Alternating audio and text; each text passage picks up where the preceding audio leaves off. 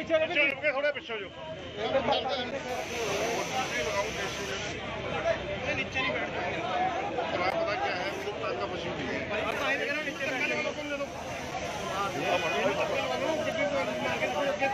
आगे चली जाओगी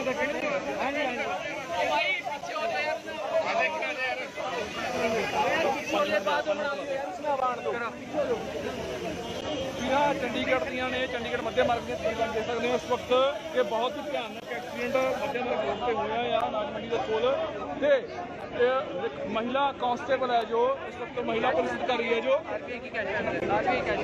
आरबीआई की कैश वैन दसी जा रही है आरबीआई बैंक की कैश वैन है जो भिड़ गई है उसके जो महिला कांस्टेबल है उसके फसी हुई है तुम देख सकते हो कि बाकी जो पुलिस मुलाजम ने चंडीगढ़ के तैनात ने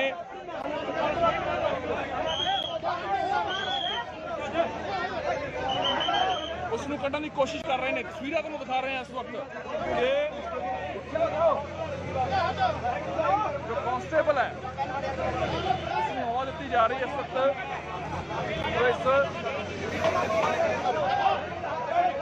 भयानक हादसे दौरान इस गड्डी के पहले सवार शिकार होती है कढ़न की कोशिश की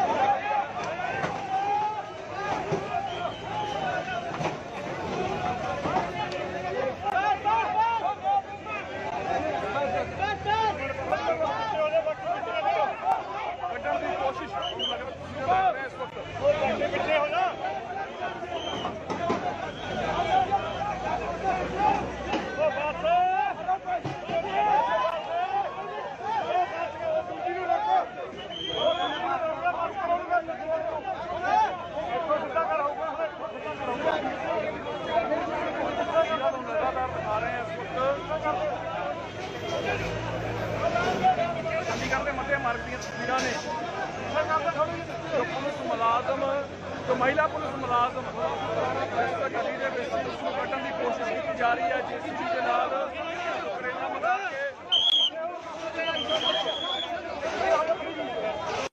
की जा रही है तुम देख सकते हो कि जो क्रेन मंगवाइया गई ने भीड़ को पासे किया जा रहा है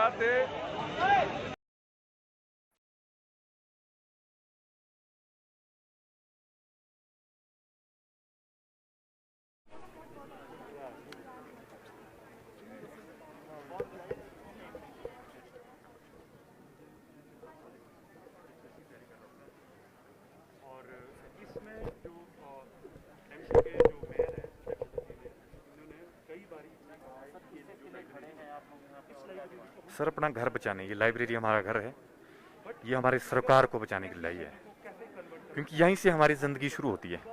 क्योंकि जब हम सुबह सबसे पहले उठते हैं तो सबसे पहले हम पढ़ाई शुरू करते हैं, तो पढ़ना बचाना एक लाइब्रेरी, क्योंकि लाइब्रेरी नहीं होगी तो समाज में एक बेहतर नागरिक पैदा कैसे होगा सोसाइटी की बेहतरी के लिए।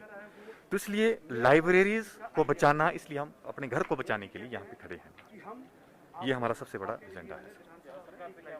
सरकार से ये मांग है कि इस लाइब्रेरी को लाइब्रेरी ही रहने दिया जाए। आपके पास और बहुत सारी बिल्डिंग्स हैं, ऊपर बुक कैफे पहले वाली कॉर्पोरेशन ने खोला था, उसको आप बुक कैफे खोलें, और कई जगह आप जो बुक कैफे खोलें कि इसको लाइब्रेरी रखें, क्योंकि अंग्रेजों के टाइम से लाइब्रेरी है। चौड़ामदान में भी लाइब्रेरी बनी, लाइब्रेरी क्योंकि स्टूडेंट्स तो बढ़ रहे हैं, पॉपुलेशन बढ़, पढ़ने वालों का दायरा तो बढ़ेगा, इसलिए पढ़ने वालों का दायरा जब बढ़ेगा तो स्टेट को एक एसेट मिलेगा। ह्यूमन रिसोर्स एक स्टेट का सबसे बड़ा एसेट होता है, वो लाइब्रेरी से पैदा होकर आएगा। जब लाइब्रेरियां नहीं बचाएंगे आप तो ह्यूमन रिसोर्स कैसे बेस्ट पैदा होगा। तो इसलिए इसको बचाने के लिए है सर। रेनोवेशन करनी है।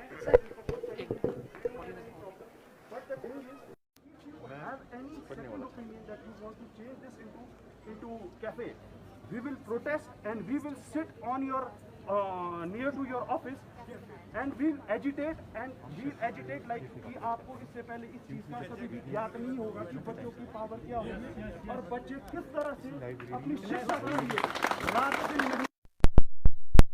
पहले हम अभी हमारा ये पीसफुल है। अभी हमें देखो कोई भी चीज होती है इसमें श्री जयराम ठाकुर चीफ मिनिस्टर जी को भी इस चीज का कोई भी पता नहीं है कि ये हो क्या रहा है। हम श्री जयराम ठाकुर जी से भी ये चाहते हैं कि सर आप इसके ऊपर पूर्ण विचार करें। और जिस तरह से मेयर जी ये कैफे को कन्वर्ट करना चाह रही है, ये गलत स्टेप है। बच्चों को ऐसे ना बनाए तालिबान की तरह कि यहां से निकाल के बच्चा क्या करेगा तालिबान की तरह। ये बच्चे अगर क्या करेगा बच्चा, एक जो बच्चा पढ़ाई के लिए आता है वो दिन को यहाँ पे रोम करेगा, घूमेगा, माँ बाप ने जो उसको पैसे दिए हैं वो पैसे यहाँ पे घूमता रहेगा क्योंकि उसके पास जगह नहीं है बैठने की। ये it is our fundamental right to life में ये आर्टिकल 21 में आता है कि हमारे लिए सीट भी प्रोवाइड करनी होती है।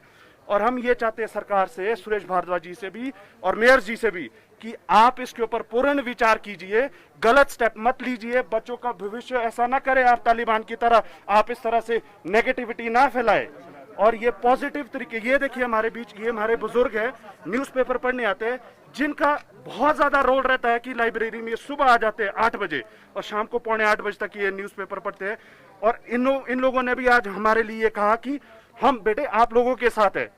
जब ऐसे बुजुर्ग हमारे साथ है तो सरकार से हम चाहते हैं कि गलत स्टेप ना ले।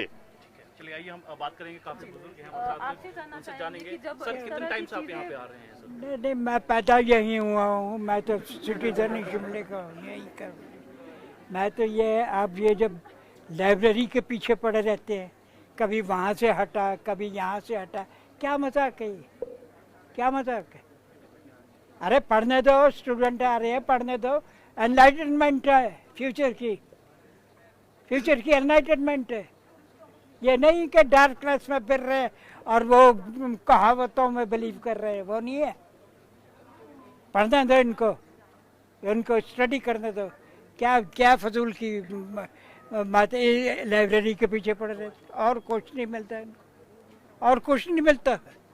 लाइब्रेरी वहाँ पहले हम वहाँ बैठते थे, वहाँ पे वहाँ से हटा दिए, ये कर क्या है, बकवास है। मैं और क्या कहूँगा, क्या मेरे मुंह में गलत बातें निकलेंगी, क्या फायदा?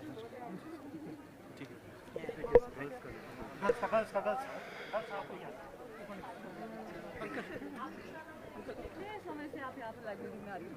3 years से आ रही हैं।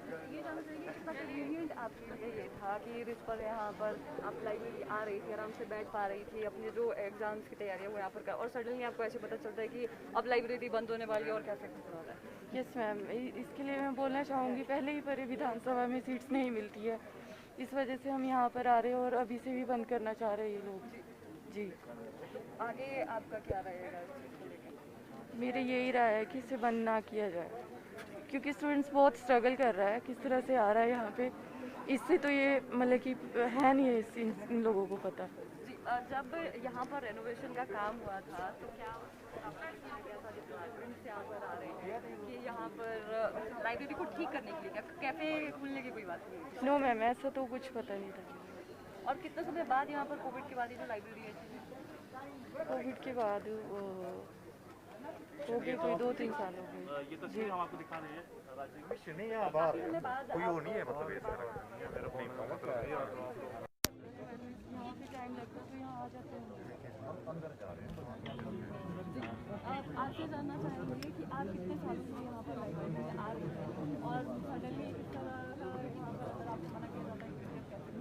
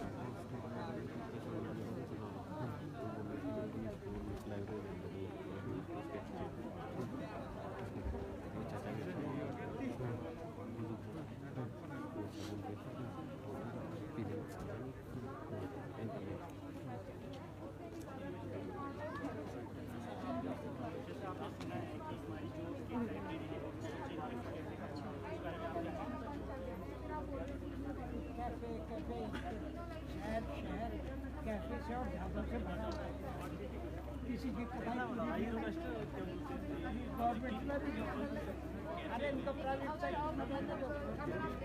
सेक्टर में जाओ जाके करो। ये क्या गवर्नमेंट का स्टूडेंट को सप्रेस कर। मेरा मेन कंसर्न जो स्टूडेंट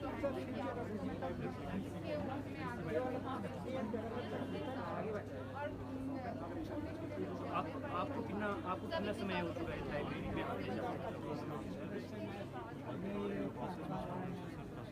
मैं देखता हूँ कि आप डेली आते हो, देखता हूँ डेडिकेशन से आते हैं। इतना स्टूडेंट में डेडिकेशन होती है वो स्किप कर लेते हैं एक आधा दिन। मैंने आपको देखा है, आप दोनों को देखा है, आप दोनों हर रोज आते हैं अपना टाइम डेडिकेट।